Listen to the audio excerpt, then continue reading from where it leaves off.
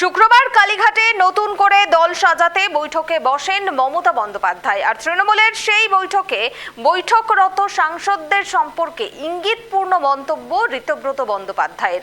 তৃণমূল সাংসদদের সঙ্গে ঋতব্রতর যোগাযোগ রয়েছে কিনা সেই প্রশ্নের উত্তরে ঋতব্রত বন্দ্যোপাধ্যায় বলেন, গত 7 দিনের মধ্যে কথা হয়নি, তার মানে ফোন করলে ধরবো না এমন নয়।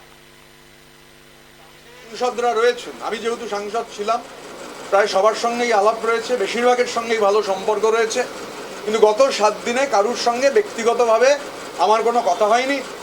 স্বাভাবিকভাবে আমিও টিভিতে দেখেছি মিডিয়ার ন্যারেটিভ তৈরি হচ্ছে, মিডিয়ার মতো ন্যারেটিভ তৈরি করছে, মিডিয়া প্রশ্নের জাগলারি করছে, ঠিক আছে, সেটা মিডিয়ার কাজ, কিন্তু আমি সেই ন্যারেটিভ থেকে কিছু বলতে পারবো না। এটুকু বলতে পারি, গত 7 দিনে কারুর সঙ্গে কোনো কথা হয়নি।